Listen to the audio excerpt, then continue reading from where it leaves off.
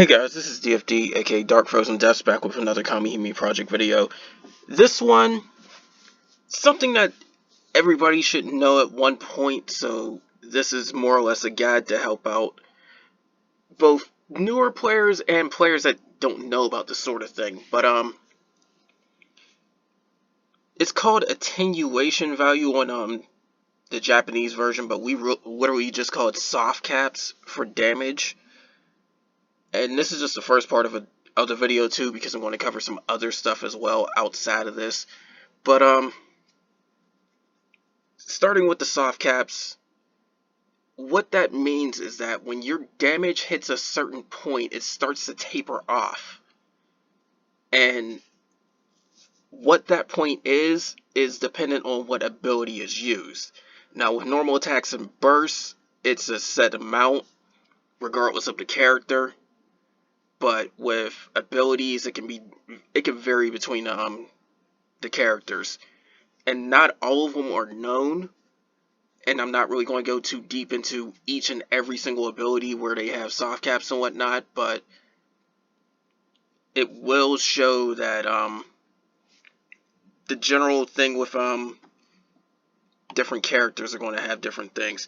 Now, as you've seen on the first screen, it said that the normal attack is 350,000 and burst is 1 million. What that means is that when damage goes past that point, any excess damage is cut by 90%. So, for instance, if you do 2 million in burst damage but doesn't have any sort of increases to the soft cap, which I'll get to later, but if you don't have any increases to the soft cap and do 2 million damage, then it's going to end up being 1.1 million, because the other 1 million past that soft cap has been cut down to 90% of its original value. Now, does this mean that your damage is going to get hard locked? No, it does not. But what it does mean is the fact that without increasing the soft caps, you're really going to have trouble getting past that point. But keep in mind that there are ways to increase every single soft cap in the game, just to the certain limit. Normal attacks, we only have certain buffs for that right now. Like Herc has one for herself. We don't have the means to get the weapons for that right now, but that will happen later on. As for abilities, you happen to get that from a lot of buffs, and that's arguably the best source. But if you do want to increase it without having to rely on buffs, it's sadly from weapons, and weapons aren't too great for it because elaborate weapons are the ones that give it, and it's very low increases, up to like 5% per weapon. So say you have, like, for instance right here it says 300,000 for Arthur's her ability. Then that measly little 5% is only going to add 15,000 to the soft cap before it's going to start tapering the damage off. So it'll be 315,000. That's not much. That's what I mean by elaborate. Elaborate weapons aren't all that great, and that's just a large one. If it's small or medium, it's going to be even less, because it's based on the weapon's strength and not how far the weapon can go. Now, something that is based on how far the weapon can go is Exceed, and this is highly sought after.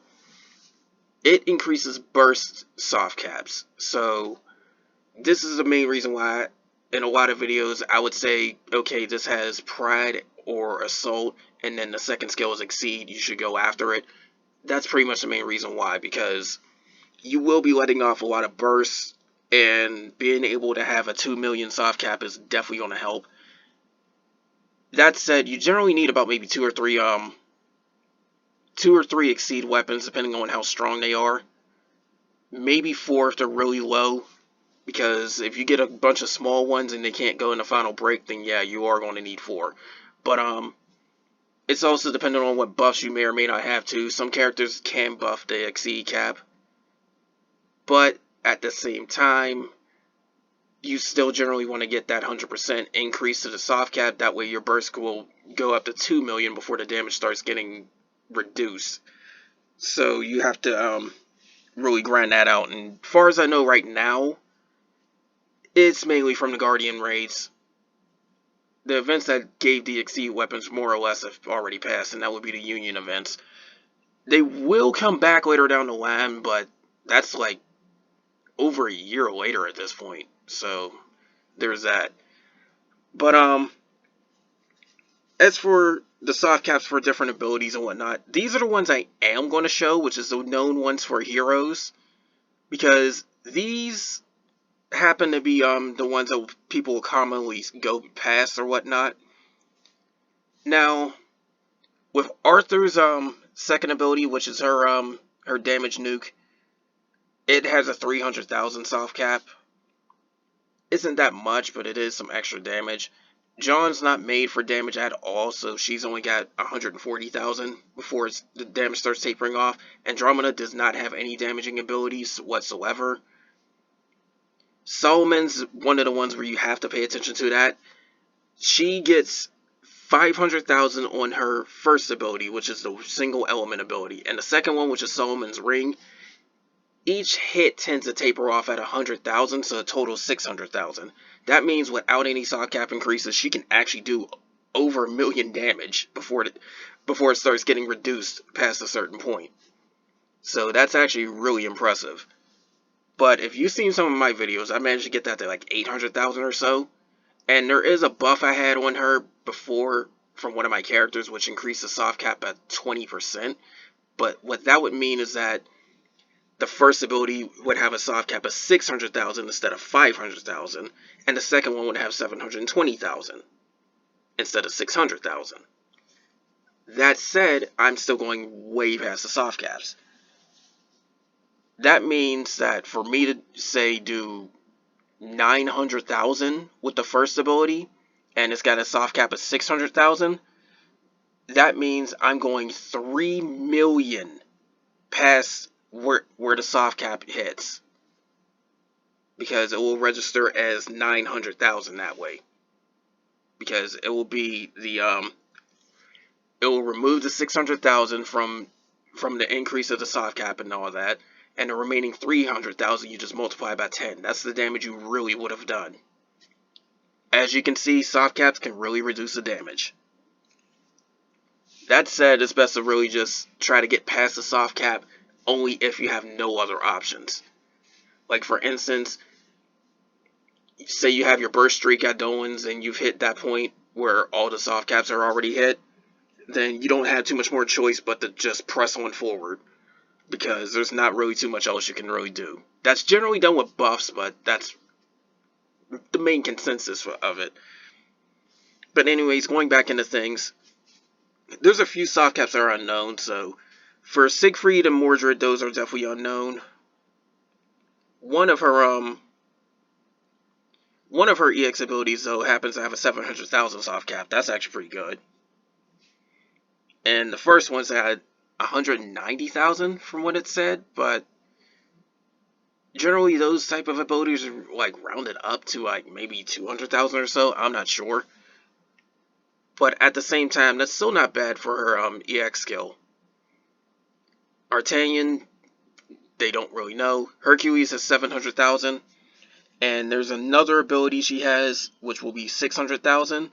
That ability is generally not used because that's based on her current HP. But the one that is a 700,000 is a full break. Thing is, though, the way that skill works is that it gets more multiplier increase with each buff she has. So even though it says 700,000, there's a lot of times you'll see the damage go well past it. I've managed to double her soft cap to 1,400,000 and still land a near 2 million hit with full break. So that's just how the skill works. Now, Shingen, granted, you don't really use her for damage, but the fact that she will be using her damage nuke in order to build up burst gauge is important to know that her soft cap is almost 200,000. So that means she can get some decent hits in every few turns. And that's the benefit with it too. That ability is very, very quick. You get her lance, and she's hitting pretty much all enemies, getting 35 burst gauge every 3 turns with a skill that's doing like 200,000 to each enemy. It's really 190,000, but it should do 200,000 or more. because generally you'll easily get a few 10,000 past the soft cap. That's not hard to pull off. But that's generally just the legendary souls we have. There's 4th tier souls as well, but they didn't list their soft caps here. They list them in actual soul section. I'm not going into that, unfortunately. But like I said, the general thing with the soft caps, if you want to be able to increase them and whatnot, you still have to pay attention to their base values. If it's not that much of a base value, there's no point. If it's a very large base value, then that means you can really start racking up a lot of damage. Now, that said, I would have to go into the weapon skill list, because I do believe that shows the upper limits for a lot of stuff.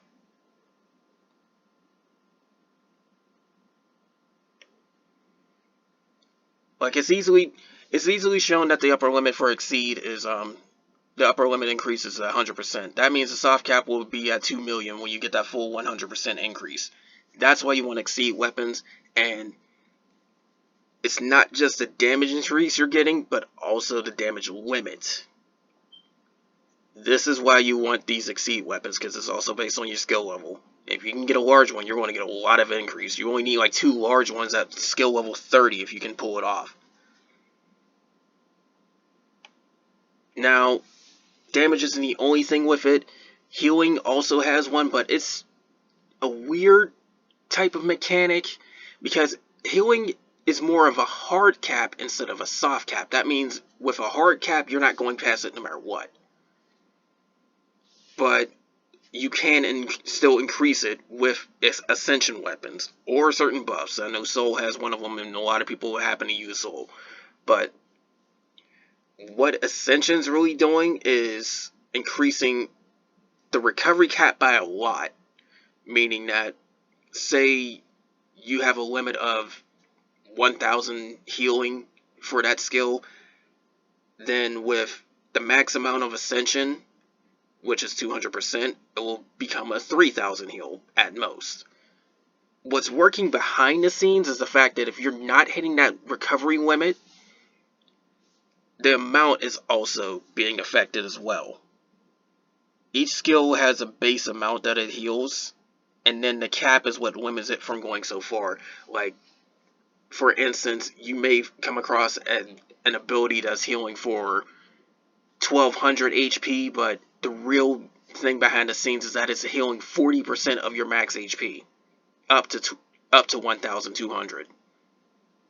So that's what's really going on, and Ascension is going to increase that percentage cap. So, say you get a skill level 30 medium, then that 40% of your max HP is going to now become 45%. But at the same time, since it's only going up by 37%, you're not going to go anywhere near that point. You're generally going to end up getting about to roughly near 2,000. So that's the whole thing with that. Now, there's limits with other stuff too. I'll get to that in a second. Elaborate. This one, same as Exceed. It's got a upper limit increase of 100%. Problem is that, as I said, it is pretty small. If you're using elaborate weapons, this is generally what it's doing. Regardless of what size it is, it's giving a damage increase of 30%. What that means is your damage multipliers are going up by 0.3. That's the whole thing with that. It is going up by 0.3. So if it's a 6 times multiplier, then it's now 6.3 with this one elaborate weapon maxed out at skill level 20. What does get affected by the sizes is how much the upper limit increases. Is 2% with a small, 3.5% with a medium, and 5% for a large. This is why you generally want buffs that increase the damage limit, because weapons are just no. If you happen to have a weapon that comes with elaborate, maybe, but as of right now, it's not that great. Now, when we do get them technical, it's a different story. It seems that each size has its own little increase to the damage for your normal attacks.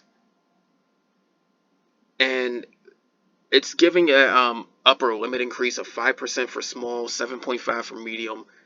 Given how the formula is increasing, I would say 10% for large. And while I originally thought this was 100%, it's actually much more. If I remember correctly, it's 300%, but I had to look at the damage equation in order to really get that down. Other things that should be known too before I even get into the damage equation for a little bit. Vigorous works in a separate multiplier. It is separate from Pride and Assault, because Pride adds to the Assault multiplier. It is separate from Elemental Attack. It is separate from Special Attack. But as far as I know, Special Attack only comes from certain Adolin effects and possibly a few buffs. Or passives. There's a few characters that got a passive for Special Attack. But as far as I know, Vigor is very, very strong if you can keep your HP up, because its effects is like the opposite of Pride, only it cuts off at half your HP. But since it's in a different multiplier, it is very, very strong that way, and it only goes up to 100% total. So if you do happen to have an Eidolon that comes with 40%, then 2 of those is 80% Vigor right there. But you generally don't want 2 of them. If you have to use them, you take a Vigor Eidolon and the Elemental Attack one. That way you get a little bit of both. But generally, if you want Vigor weapons, then you do want to find them with Defender or even the other offensive increases like, say, Exceed or Assault or Pride. But believe me when I say I'm using Vigor. It is very, very good. It is very, very helpful. I am enjoying the crap out of it as long as I can keep my HP up. And it goes without saying, the more HP you have with Vigor and Pride, the better. Because the whole thing with that is that it's based on the percentage of your max HP. So the more max HP you have, the longer those percentages are, obviously. And if you are running Vigor, that's where Ascension might actually help you out too, because you are getting more healing to get your HP back up near the top. Because Vigor starts dropping when you hit 95% of your max HP. On the other hand, Pride also starts increasing by 5%, but since it's going to Assault, it's not as strong as Vigor. Now, going into the damage formula, because that's what I wanted to show. Now, this is for anybody that's got a lot of math or whatnot, like a lot of math knowledge. But the general things about all this. First off, that little attack number you see on the main screen, that's a general estimate of your base stats. Not how strong you are, your base stats between all your characters. What it really is their base HP and their base attack all combined divided by 7. If you have empty slots, it's still divided by 7. So, that said, say all your Kamihime have 5,000 attack power, including your sub slots, and then your soul has 6,000. Then that's 36,000 just off of the attack power, and that's also divided by 7. But your HP is also added to that before that division happens. So everybody can have 1,000 HP, but then your soul's got 1,000 more attack power. Then that's 7,000 from the HP, plus the 36,000 for attack power. And that would be 43,000. Then that's all divided by 7, and that's what your attack display shows. Now, the thing with the displayed power for all this too. When you rank up, you actually gain some bonus stats. It's been fixed, so you do get the attack increase as well as the HP one. So generally, before rank 100, you get the bigger increases. After rank 100, that's when you start getting smaller ones. For attack, you get 40 more attack power for your soul. Only your soul. per rank up to rank 100. Then when you get to 101 and onward, it's 20 instead of 40. So they really cut half the effectiveness. That's what the wiki says, but I've seen it pop up differently, so I don't know. But apparently master bonus might actually be affecting it too, so who knows. As for HP, it is 8 flat HP for your souls up to rank 100, and then 2 from 101 onwards. Now, before we used to have a rank cap of 150, it's now 175. So that said, you're generally getting about 800 HP and about 4,000 attack power before it starts getting reduced. And then for the remaining 75 ranks, however long that takes, because it gets very, very long, it's going to be 2 HP and 20 attack for all that. So that said, you can start racking up a lot of base stats for your soul just from ranking up.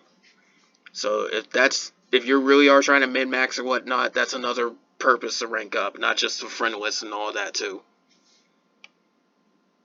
Now the actual damage formula is where things get confusing. Also, this shows what the upper limit was for technical, and that is indeed 300%. That means you can make your normal attacks 4 times stronger. So they have a soft cap of 350,000. It becomes 1.4 million. Imagine your normal hits going that far. So yeah, that's very, very strong. But this is generally the damage formula. It's still a rough estimate because it's still trying to be verified. I've seen it change so many times, but this is more or less what they're saying for it. Now, what happens with the formula is that all these multipliers go down. If you don't want to know the exact formula, just simply know that anything that falls under assault or character attack is in the first multiplier. The second multiplier is pretty much elemental.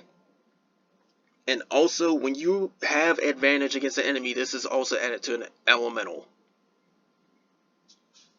The powerful effects, which happen to be vigor, special attack effects, that's in the fourth multiplier. There's going to be a fifth multiplier when we get the next gacha Idolin called White Tiger. She's Thunder. She will come out with a 1-turn buff.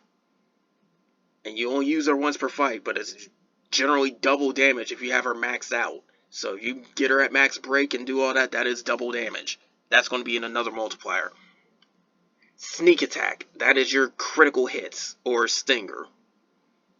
Whenever this goes off, it's in another multiplier.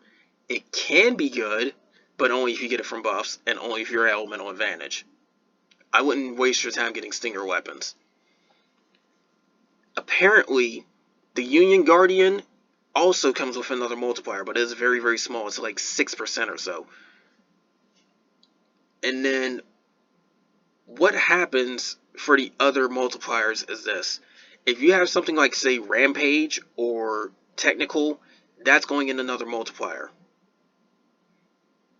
Otherwise, that multiplier is going to be dominated with your ability damage or with your burst damage. That's what's going to happen with that other multiplier. Now, I know for a fact that Technical does not, I repeat, does not work on normal attacks. So, that's why I generally lump them all in the same thing. But Technical itself is the one that has the upper limit of 300%. The other two has an upper limit increase of 100%. But generally, just lump that all into one last multiplier. And then the last one is based off of the debuffs. So it's dependent on whatever debuffs you happen to have.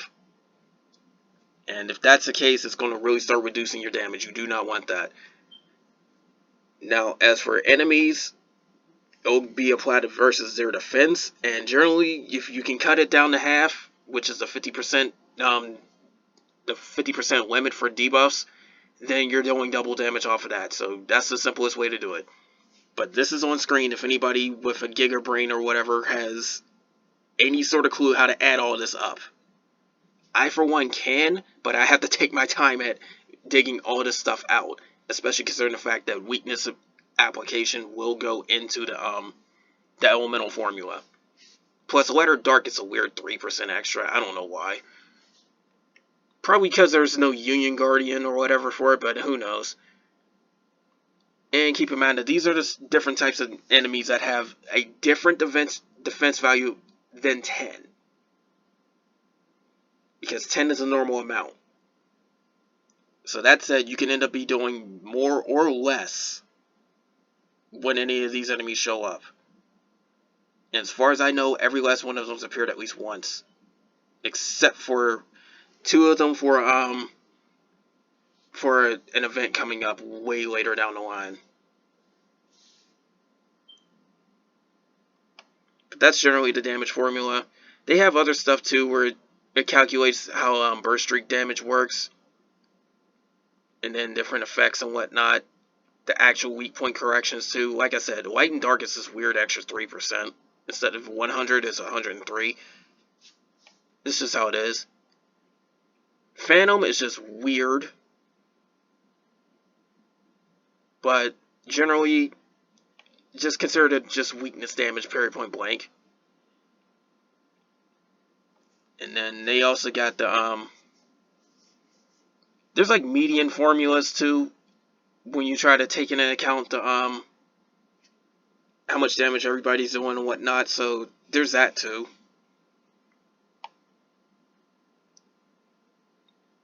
And then it's also got different types of calculations on what the damage, the rate of double and triple attacks are. So it's pretty much been confirmed that you get 8% chance of double attack and 3% chance of triple attack. And then when the character awakens, they get an extra 2% of both. That's the general consensus of it. But quite frankly, it may or may not be confirmed fully, but that's it. Now, one last thing that I need to cover, because this is stuff that people need to actually pay attention to as well. There is a very, very large list of buffs and debuffs that are going throughout the list, and this is more for newer players, but some of the older players or veterans may actually come across something they didn't know. So I'm going to try to go through all of them, but there's a lot, and I'm going to try and do it quickly. But anyways, the general thing, buffs strengthen you, debuffs, they make you weaker, and then there's effects that they'll just immediately happen, like say you're reducing somebody's mode gauge or taking one of the orbs off their overdrive, stuff like that. And generally buffs and debuffs coming down into 3 different frames. General thing about A frame is that it's pretty common. General thing about B frame is the fact that whenever you have a buff or a debuff that hits both attack and defense, it's generally going to be in the B frame. So it tends to be the ones that get multiple effects. There may be some exceptions, but more or less stuff like Sniper Shot or Cybel's debuffing, either version of Cybel at that, generally B frame. There's also others as well. And it's kind of hard to get this because it scrolls down the list with that. There's generally other frames as well. They mention a special effect frame. It is commonly referred to as C frame. And this is an uncommon frame. It is very hard to find. It may be suggested that there's also a D frame as well, but who knows? E frame, I don't even know where they get that one from. But the only time you may or may not see a D frame is if it comes from a soul weapon, but that's generally the Adolan frame, if you ask me, where all that gets applied. So Adolans also come in their own frame when they use their buffs and debuffs. Some of the soul weapons will also go there too. Like I know for a fact that Herc's defense drop goes into that. And then there's a 5th frame where it's a stackable one. This is the one that will not have anything overlapping with each other. Generally in the frames, when something is cast in the same frame, the stronger effect takes precedence regardless of how long it's going to stay. Stackable frame does not care about that. What stackable frame is, as it says, everything stacks in stackable frame. So you can put a 2% debuff with a 5% debuff with an 8% debuff, and it'll keep stacking. Each stack has its own time limit for sure, but at the same time, you can get a lot of effect off of it. One strategy that's been thought of before is something like, say, Haruhi's stackable attack frame with Sevarog's. That will start giving you a lot of stacks in that. Another interesting application is, say, Herc's Overlimit with maybe some of that. Who knows?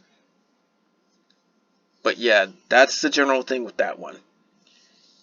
Now then, with elemental buffs and debuffs, they do tend to have different frames, but it generally applies to one or two. Either Eidolon or just a regular old frame from Kamihime or whatnot. It is very, very rare to see buffs outside of attack and defense have multiple frames. But at the same time, it generally comes down to two of them. Either the buffs from the characters or the buffs from the Eidolon. So you can more or less just consider it a frame and Eidolon frame. It's the same case with combos too, because you can get combo debuffs from different frames as well. But that's pretty much it.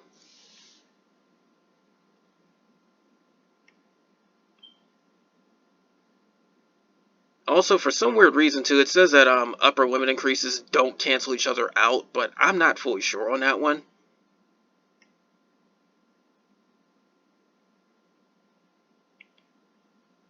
And also keep in mind, there's a limit on what you can do when it comes to debuffing attack and defense, so it's going to total 50%, and elemental does indeed count towards that.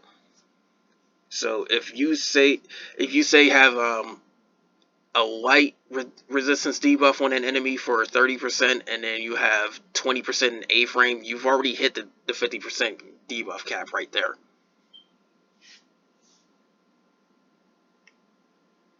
Now, going into the different effects that can happen, I'm going to skip some of these because it's generally standard stuff. I don't need to explain it. They do have amounts, but I'm not really going to show them too much. But there's attack up, self-explanatory. Thing I do have to confirm though is that this increases assault. So if you have, say, 200% assault and then you get an attack buff of 20%, you now have 220% assault. Counterattack also applies to assault, but it's working like Pride. So when your HP drops, you get more of a buff. Strong is pretty much Vigor, so consider that. So Strong is going to apply to Vigor, and it is affected by Vigor's limit of 100%, so you have to keep that in mind. You don't want to say apply a 50% Vigor buff to a character that's already got like 80%.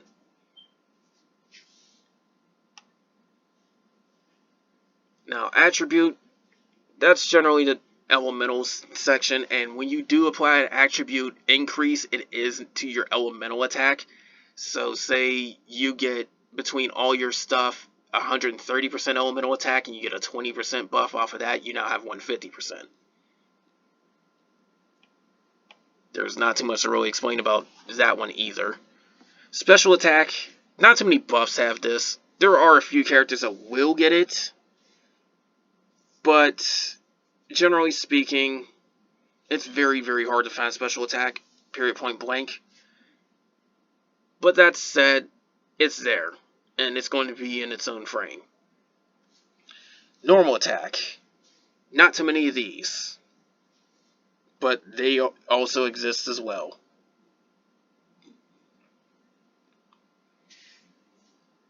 Now, ability damage, it's pretty much, it's self-explanatory, but what it does is the same as how I explained the elaborate weapons. So, say you have a 7 times multiplier, it's a 50% buff would make it 7.5. That's generally what that is. Burst damage up. Now this one's interesting because if I remember correctly,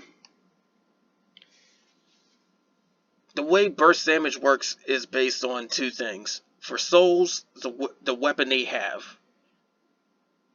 And for Kamihime, the rarity.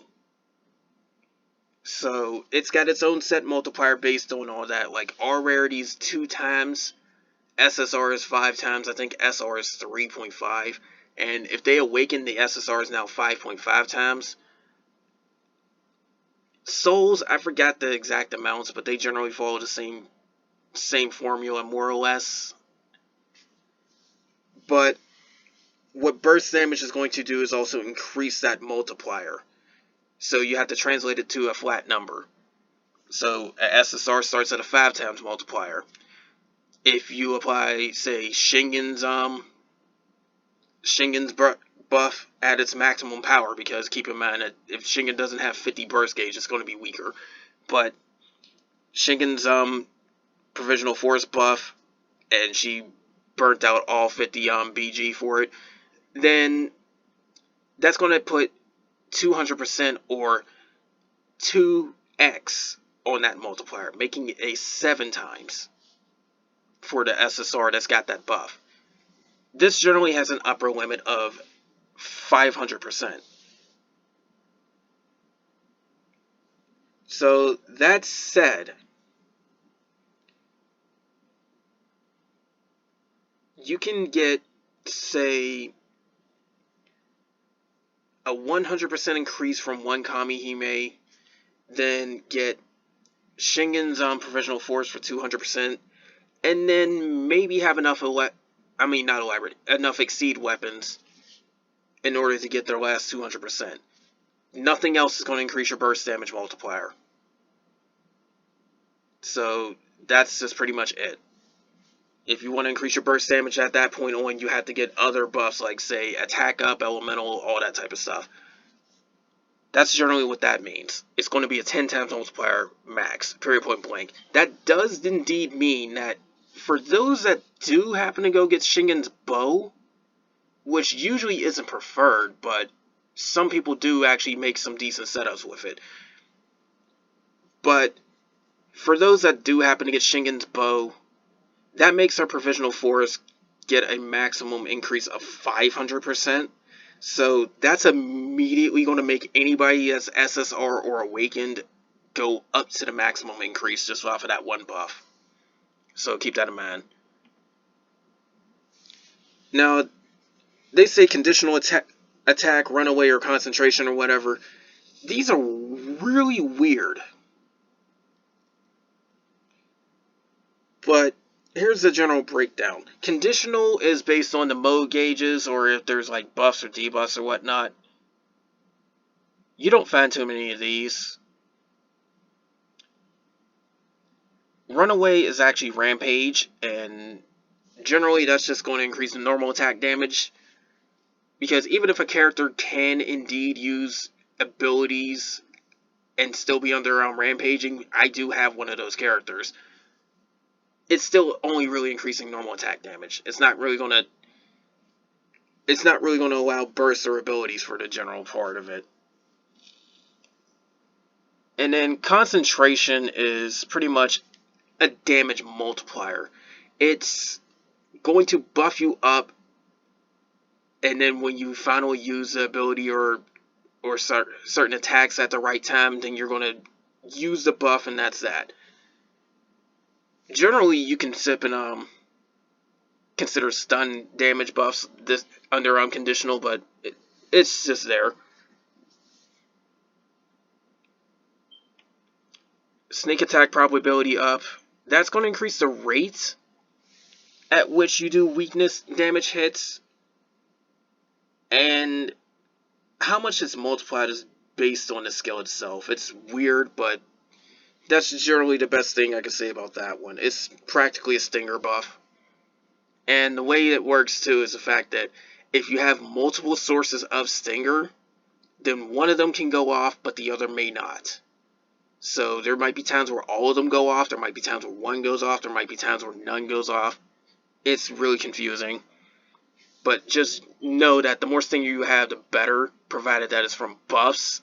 And it's useless if you don't have advantage, so you can't use it on, like, say, a dark team fighting a water team.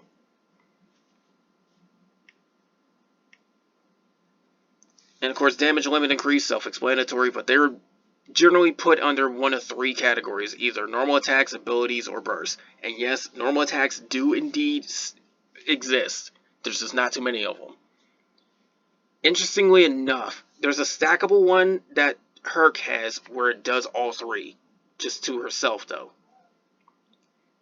And what I consider it to be is a multiplier based on how many buffs she gets.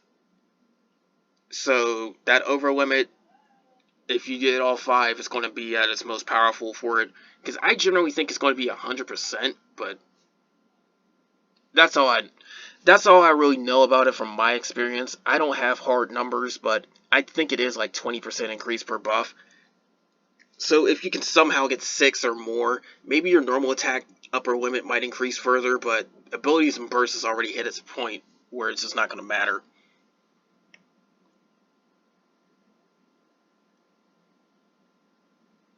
Now this one,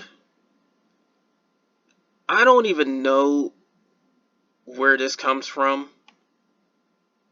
It said something about Koyo or whatever. I don't even know what it translates to or whatnot. But generally, it says it will increase the attack power of allies. It may come from an enemy. I don't know. And I really don't know where this came from. Now, double attack probability up. That's generally what it says.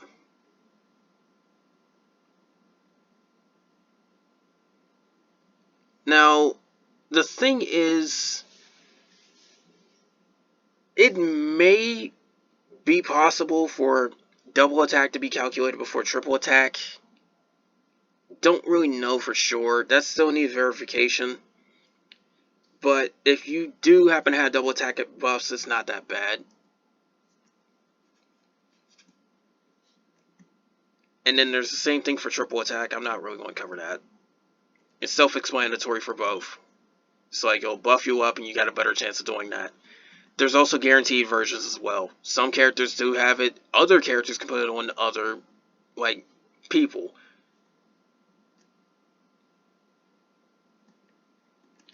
Pursuit is pretty much extra damage that these characters can do whenever they do a normal attack. So what that is that it will say you do a hit of 100,000 and they have a pursuit of 20%, then you're going to deal an extra 20,000 after that. Honestly, me personally, I call it an echo effect regardless of whether it is normal attacks or not, because it's still the same concept. It's just normal attacks. There's some players that are a bit picky about that. I'm not really going too deep into that, but if you know what an echo is, pursuit's practically the same thing, just for normal attacks. And I honestly don't get why people are a little bit picky about not calling everything echo, but that's just me. That's just personal preference. But it is something you do need to know. Some buffs can indeed increase normal attack damage this way. This is also another good way to actually get some extra burst damage as well, because if a character has an echo effect on their burst, then yeah, it will indeed increase the damage by quite a lot.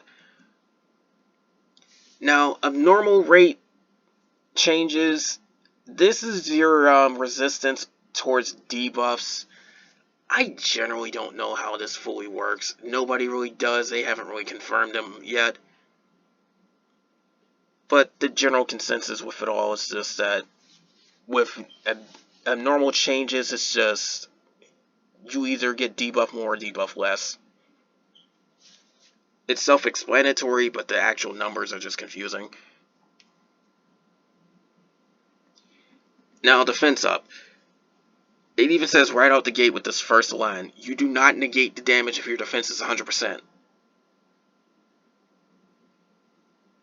But you have to keep this one thing in mind. The more defense you have, the more damage gets reduced. It will not flat out cut all damage, but it does pretty much lower it. Now, they did some decent numbers right here. I'm going to add one of my own because it's a simple calculation. You generally get a 30% damage cut with a 40% defense buff. You generally get an 80% damage cut with a 400% defense buff. Good luck getting that because there's not too many characters that can go that high. And they're usually towards themselves. I'm going to add one of my own. It is a 50% cut at a 100% defense because if you double your defense, you're generally taking half the damage. Simple math will sit and cover that one too. And naturally, if you cut an enemy's attack power in half, then you're practically taking 1/4 the damage at that point. Because their attack power is cut in half and your defense is doubled. You can really see how that really stacks on. You generally won't see too many characters go past 40%, but there are also multiple frames too, so you may want to pay attention to that. You might be able to stack quite a few frames in order to really get some stuff off. Like for instance, there's 3 fire characters. If what I'm seeing is true, there is 3 fire Kamihime. Preferably. That get 30%. So that said, you can actually stack quite a bit of it.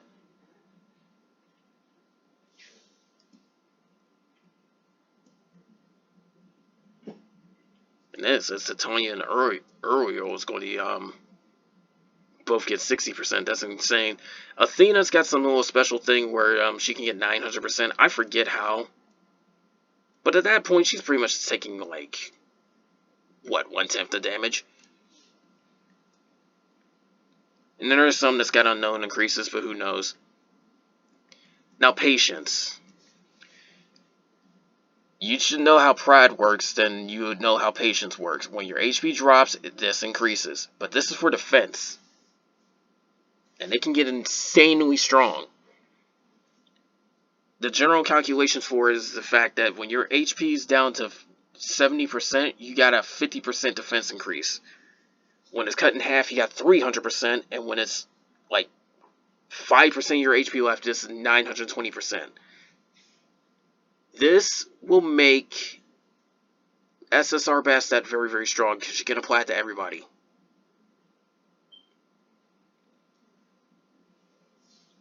So keep this in mind that Patience is a very, very good defensive debuff. It's like counterattack, but for defense. Now, these are pretty much lumped together, but damage cut, attribute resistance, and just complete invincibility. Invincible, self-explanatory. You just don't get hit. Now, attribute resistance is practically damage cut, but towards that element. So, say you get a damage cut of 40%, flat out. Then you take 40% less damage. If you add a 20% damage cut on top of that, which is something that Gaia does, I do believe, then that's 60% damage cut. Provided that you get hit with that element. So that's how that works. If it says 100%, this is pretty much immunity, so that's generally what you gotta go by. But usually the 100% is self. I don't think there's an AoE one.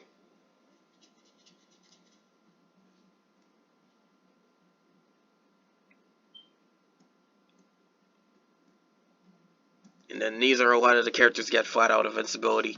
Interestingly enough, Cybele, regardless of what version she has, not only has a B-frame attack and defense debuff, but also, like, well, whichever win version, I should clarify. Regardless of the win version of Cybele, she gets an invincibility buff as well as an attack and defense debuff. So even if you have the SR version, she's still worth using for that, if need be.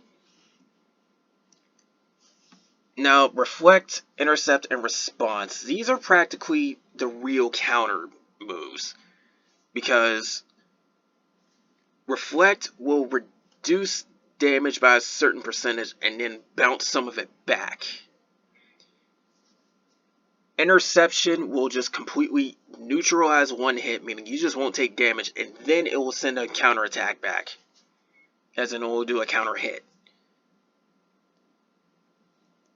Response is pretty much just going to do the same thing. But the whole thing with response is the fact that you just have to get hit. It won't nullify, but it will make you go back and hit something again. So you have to keep that in mind.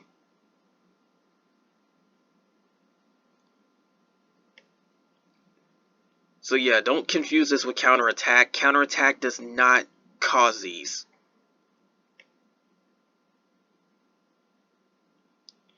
Now, the thing with this barrier type effect, there's 2 frames you generally get, which is an Eidolon frame and an ability frame. However, you can go even further beyond that one. Yes, I used the meme. There are some characters that have a barrier effect that does not literally say barrier. Like, say, a citadel or a water wall or something like that. That's going to stack. So, for instance, if somebody really wanted to do a rainbow mix team, you can use, like, say, Raikou plus, you can use Raikou plus, some water Kamihime, I forgot her name, for Brewis or something like that. Well, no, it's not Raikou, it's Marduk. But you can use Marduk combined with a Brewis, and then pull up another barrier, and there's all of that going off. That's only if you happen to do a rainbow mix team, and well, that's very hard to pull off. Only time I should see somebody using that really is if they got SSR Diablos, and they pull off the 2 off element and the 3 on element. But it wouldn't be a bad defensive setup. It's like, say you have a fire team, and then you got Marduk and for Brewis as the 2 sub ones in order to get the effect of SSR Diablos. That's something where that can come in. It's an interesting thing to test out, but there's a very good chance you're not using it. Unless you have for Brewis, because there's a good chance you might have Tiamat.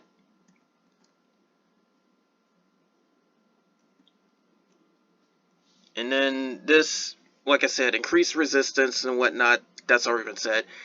These 2 are different though, Invalid and Absorption. Invalid, nullify the next debuff, regardless of what it is. An opponent tries to put blind on you, won't work. Attack down, won't work. Paralyze, won't work. That's what that does. Absorption. There's only one character that does Absorption. And that's Awakened Arrows. What that will do is invalidate the move, but also give 20 burst gauge to the character that absorbed it. So if everybody absorbs it, everybody gets 20 burst gauge. I love using that. I don't know what Rise is. I guess that's yeah, Rise is resistance. Okay, that's what that is. Alright, that makes more sense. Evasion. This is like the opposite of Blind, but both of them in tandem can work pretty well together. Evasion, chance to have an attack miss. There's some Eidolons that can put it on characters or whatnot. There may be some that can do overall. But the general thing about Evasion is that it's got a low chance, but if it works, you're just going to see that attack miss. And Blind will it will unintentionally stack with it. Now, Recovery, this is what I said before. There's a limit to how much HP you can get, and then there's a rate. Some of them don't have a limit. But, well, technically some of them don't have a limit. Because it's weird with Tish. Tish has actually got a high upper limit of like 100,000. But hardly anybody's even going to get close to that HP anyways. Unless they're really trying to go that far. But, Light Nodens happens to have no limit, so she's just a flat 50% of your HP back. And then more Ascensions is going to add to that, so you can get like 1 Ascension weapon, it's like 55% all of a sudden. That's kind of what makes her pretty strong as a healer, even though it's got a long cooldown and then you gotta wait 3 turns before it even goes off. But if you only need 1 heal, there you go. This is a common one that everybody's going to see. Soul, when you awaken her, has a heal limit of 1,800, but that's really 33% of your max HP. So say you awakened her and you only have 5,000 HP, you might actually see that you might not see it hit the limit. But say you're like me and have like 20,000 plus, then you're only going to see the 1,800 until you get more Ascension. That's generally how that works. And then there's some that just don't have unknown amounts and whatnot. There's also regions as well, so you got to keep that in mind. Yeah, see, here's the regions. And then it also said something with revival. And what that is pretty much, it will just pretty much bring somebody back to life, I do believe.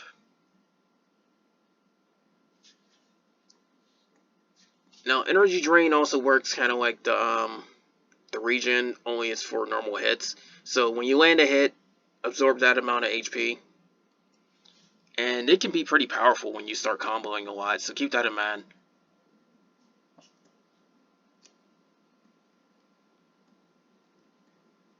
And then there's recovery from debuffs. There you go. No, resuscitation, that's your revival. And then there's some that come with auto effect. And then it says resilience and limit up. Resilience, it's pretty much increasing the HP amount, the heal amount, and then the upper limit is also its own thing. Those usually come coupled together. Simple as that.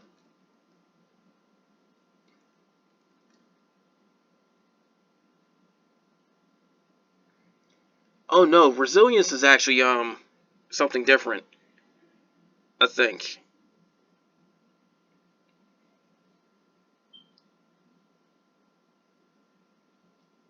I think resilience is it's hard to see it, but I think it is just the limit in recovery. Indomitable is what should prevent you from dying should your HP go to 0. It will just leave you at 1. Unfortunately, there's ways around that, so be very, very careful. And then it says a hate system operation. What that really is attention and stealth, basically, and hideout. There's also another one called favoring, but it's weird. But favoring is pretty much just the general draw the attacks to you. At least if it's single target or randomness. Hideouts for like preventing you from getting targeted. Stealth lowers the chances, and attention's pretty much drawing the chances. And then there's the different gauges too.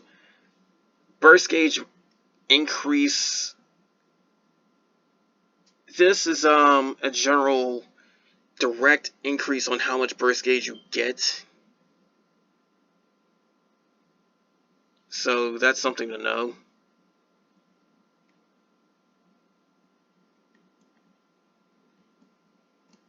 And it says percentage, but really it's a go by amount. Because 100% is really 100 burst gauge. There are going to be some characters that get 200. Now, rise amount up is where you get a certain amount increased based on what happens.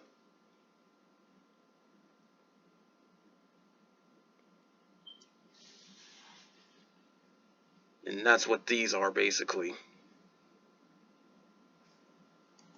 Enthusiasm, pretty much when you have this effect, you take some damage, but you get some burst gauge in place of it. Or in the case of Metatron, you just get a whole bunch of it back.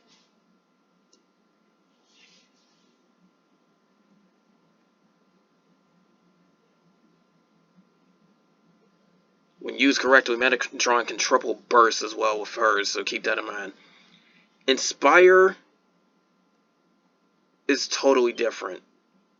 It's like the same effect, but you do not take damage. Inspire is definitely one you want to try and get. And then there's the mode gauge decreases. There is two separate things. Direct decrease and pretty much the chance of it. The rate decreases. Direct is what these are. And when you use these direct ones, it's going to make it drop out that much.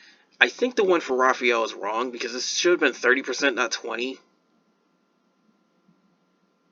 But, that's how it is.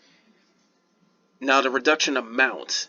This, it's still more or less based on how much damage you do, so I really wouldn't worry about it too much. And then there's some that can increase the mode gauge too, so I don't know why. But you just don't want it to happen. Generally, enemies will have that one. But there is one Kamihime that somehow has it. And then there's a charge turn reduction and absorption. Pretty much as it says, the overdrive count's going to lose orbs when you do this. Absorption means that you'll actually take some of it and gain some burst gauge. There's also some weird little character that will actually add to the actual orb count, so be careful of that one. Then there's a maximum increase as well. There's characters that have that too. And then there's some enemies that can actually reduce it, as in lower their amounts. So you have to be very careful with that. Pressure is like an orb drain, but as a debuff, and it stays for a moment. So it's generally about 2 turns when you get all of them.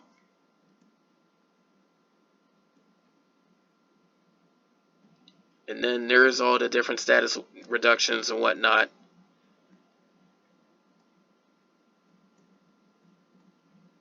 That's generally what the buffs and all that will do. And then they did the debuffs. These are your damage over times, which is burn, drown, poison, and corruption, basically.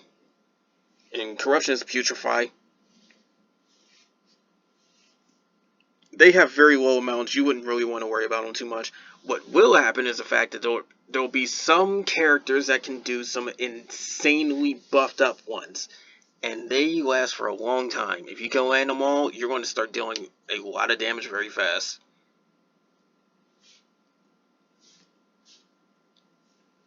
Although I don't know what this paint is supposed to be, which is weird. That must be something new. Then there's an overheat, where it will cause damage, but also, usually when overheat comes into play, you're taking damage, but you're also getting an attack power boost. There's also some characters that can do fixed damage, so keep that in mind. Zombie is an effect that's pretty dangerous because it turns all healing into damage. There's only one Kamihime that can do it, but it's enemies that you want to worry about. Because that Kamihime that can do it is only R rarity, and you don't find too many chances where enemies will actually recover. Not to mention it can put it on your whole party on top of the enemy, so yeah. Ruin, only from enemies. This one's dangerous. Very, very, very, very, very dangerous. When it goes off, the character's HP can become 0. No questions asked. There are some ways to get around it, like maybe some regen or something like that, but you just don't want to risk it. You see Ruin pop up, you get rid of that immediately. Curse is like Zombie, only without the damage. It just flat out prevents you from healing. Blind, there's a chance your normal attacks will miss. Dizzy, there's a chance the turn will get interrupted, period point blank, including burst. That's very bad. Frenzy is like, Frenzy's pretty much like, some weird little thing where it's like rampaging, more or less. But for enemies, it prevents them from gaining charge orbs as well.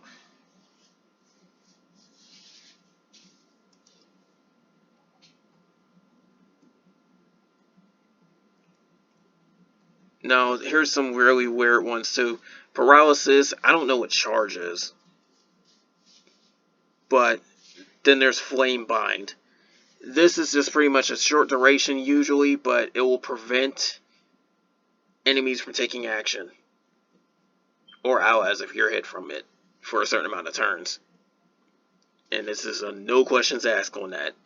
Sleep is the same thing, only you got a defense decrease with it. And it says it's treated as a normal defense down effect. So it won't stack with the rest. Petrify, Snowman, they're pretty much the same thing. It's like, well, same as Dizzy basically. Only Petrify has a tendency to work every turn. But there's a chance it may or may not. The thing is, though, Petrify increases your defense.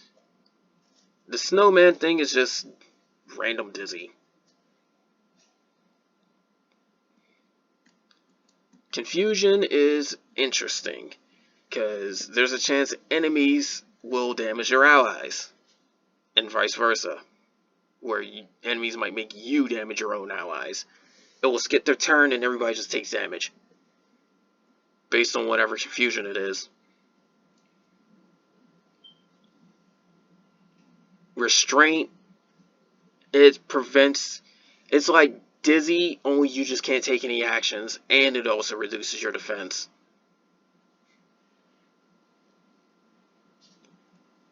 And then there's Stun Extension. Depletion, the enemy's charge gauge doesn't go. And as for allies, well, it doesn't say if you can use it on enemies, but for allies, it just says that your ability cooldown just does not come back.